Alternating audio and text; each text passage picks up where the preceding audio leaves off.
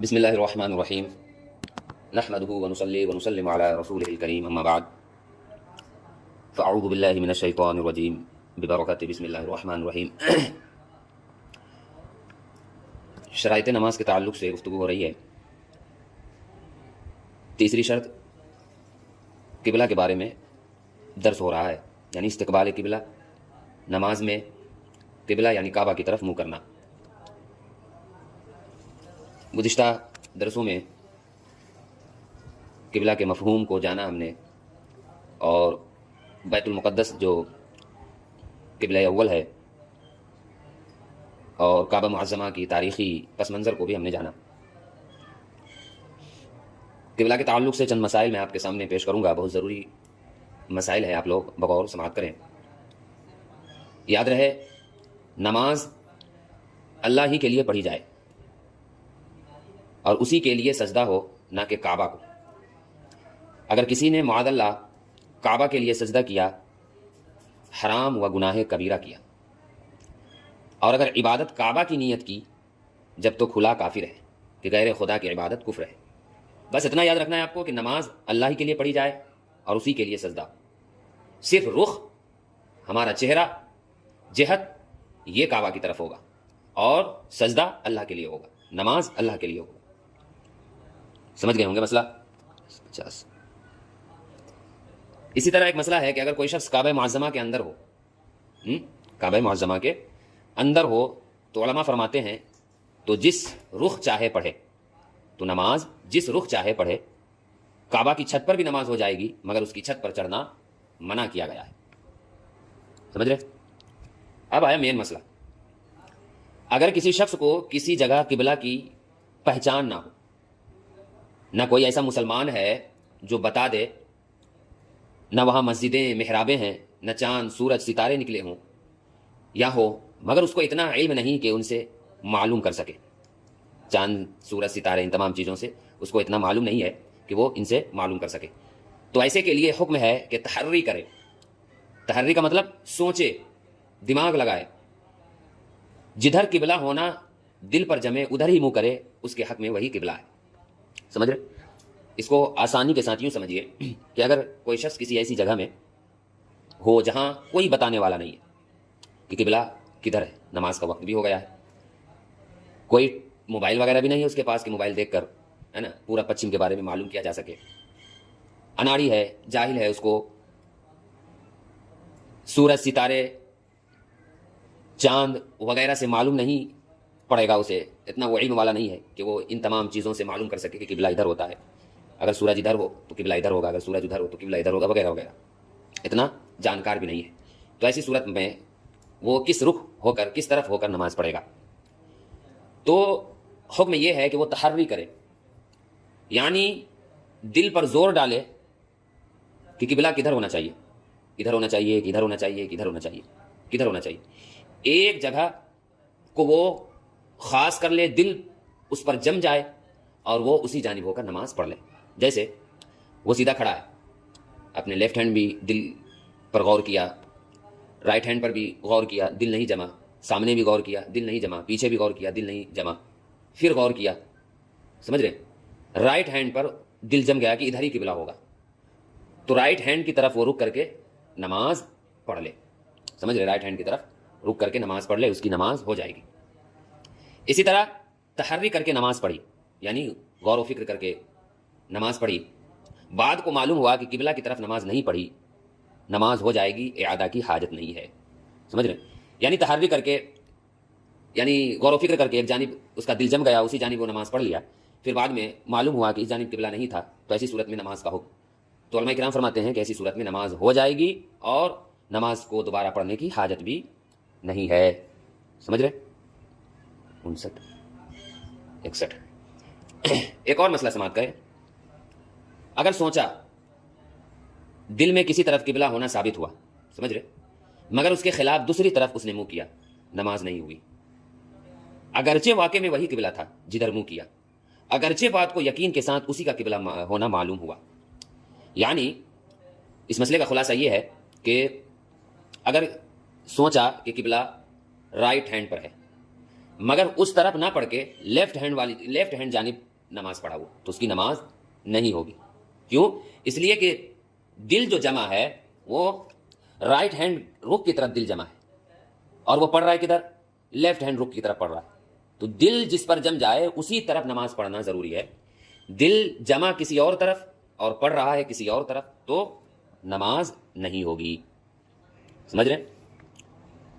इसी तरह अगर कोई जानने वाला मौजूद है, उससे दरियाफ्त नहीं किया, खुद गौर करके किसी तरफ को पढ़ ली, तो अगर किबला की तरफ मुंह था हो गई, वरना नहीं।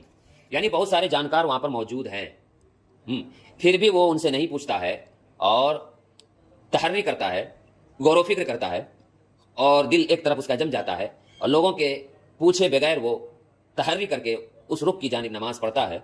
तो ऐसी सूरत में मसला ये है कि अगर वाकई उस रुख किबला था तो नमाज हो जाएगी, और अगर उस रुख किबला नहीं था, दूसरे रुख किबला था, तो नमाज नहीं होगी। समझ रहे बात को? यानी पूछे बगैर तहर्री करके किसी जानिब नमाज पढ़ ले, अगर वाकई उस जानिब किबला था तो नमाज हो जाएगी, और अगर नहीं था तो नमाज नहीं होगी। और आगे बढ़े। जानने वाले से पूछा, उसने नहीं बताया, उसने तहर्री करके नमाज पढ़ ली, अब बाद नमाज उसने बताया, नमाज हो गई, इआदा की हाजत नहीं है। किसी जानने वाले से पूछा कि भाई किबला किधर है, थोड़ा बता दो, पश्चिम किधर है, थोड़ा बता दो, नमाज पढ़नी है मेरे को, उसने नहीं बताया, बोला कि भाई मुझे मालूम है मगर नहीं बताऊंगा तुमको। समझ रहे? फिर ये शख्स तहर्री कर रहा है, यानी गौर फिक्र कर रहा है, सोच रहा है कि किधर होना चाहिए किबला।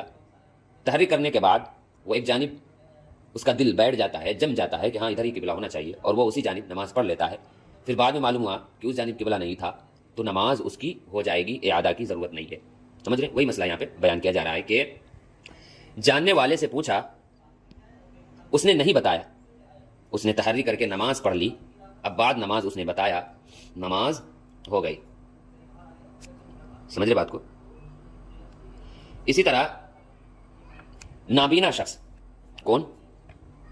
जिसको अंधा कह सकते हैं, नाबीना शख्स गैर किबला की तरफ नमाज पढ़ रहा था, किबला के अलावा की तरफ नमाज पढ़ रहा था। कोई बीना आया, यानी कोई आंख वाला आया, ऐसा शख्स आया जिसका आंख सलामत है, वो देख सकता है, उसने उसको सीधा करके उसकी इक्तदा की। तो अगर वहां कोई शख्स ऐसा था जिससे किबला का हाल नाबीना दरियाफ्त कर सकता था मगर ना पूछा, दोनों की नमाजें ना हुई। और अगर कोई ऐसा ना था तो नाबीना की हो गई और मुक्तदी की ना हुई। समझ रहे? इससे एक मसला तो ये मालूम हुआ कि अगर कोई माजूर शख्स इमामत करवाए तो उसकी इमामत जायज़ है, उसके पीछे नमाज हो जाएगी। जैसा कि नाबीना एक माजूर शख्स है, उसकी इक्तदा के ताल्लुक से भी यहाँ पे मसला जिक्र हो रहा है। नाबीना गैर किबला की तरफ नमाज पढ़ रहा था, कोई आंख से देखने वाला जिसका आंख सलामत है वो देख सकता है, उसने उसे सीधा करके उसकी इक्तदा की, यानी उसके पीछे नमाज पढ़ने लगा, उसी की इक्तदा में इमाम उसको बना लिया, उसी की इक्तदा में नमाज पढ़ने लगा। तो अगर वहाँ कोई शख्स ऐसा था जिससे किबला का हाल नाबीना दरियाफ्त कर सकता था, वहाँ कोई ऐसा शख्स था जिससे वो अंधा शख्स किबला के बारे में पूछ सकता था मगर उसने नहीं पूछा, दोनों की नमाजें नहीं होगी। समझ रहे? दोनों की नमाजें नहीं हुई। क्यों नहीं पूछा भाई? वो चाहता तो पूछ सकता था मगर उसने नहीं पूछा, तो ऐसी सूरत में नाबीना की भी नमाज नहीं होगी और जो उसकी इक्तदा कर रहा है उसकी भी नमाज नहीं होगी। और अगर कोई ऐसा नहीं था तो नाबीना शख्स की नमाज तो हो जाएगी और मुक्तदी जो उसकी इक्तदा कर रहा है उसकी नमाज नहीं होगी। समझ रहे?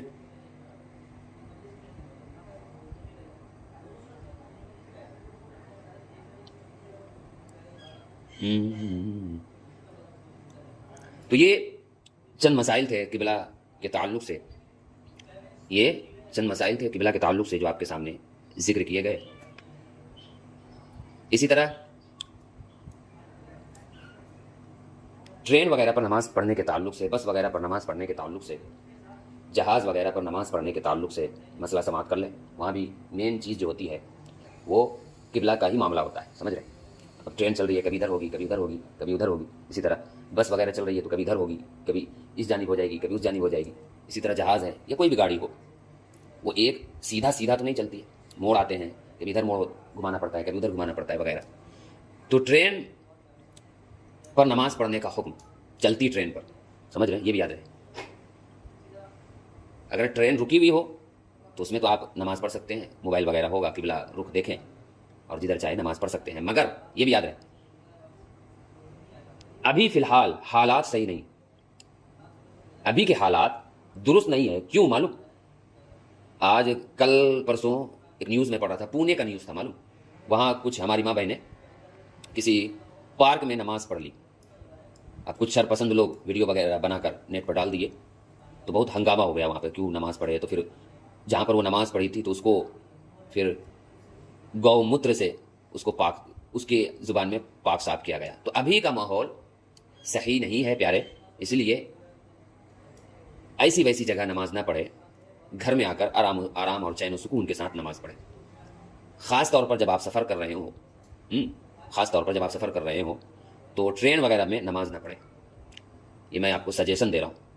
क्या होगा मालूम? अगर आप नमाज़ पढ़ ले तो कोई सरपसंद आपकी नमाज का वीडियो बनाकर डाल देगा, फिर ये टैग करेगा आप जहाँ के हो, या जो ट्रेन है जहाँ जा रही हो उस सूबे वाले को, शहर वाले को, पुलिस को टैग करेगा। फिर वो FIR वगैरह करके फिर आपको कैदोबंद की ज़िंदगी गुजारने पर मजबूर हो जाएंगे फिर आप।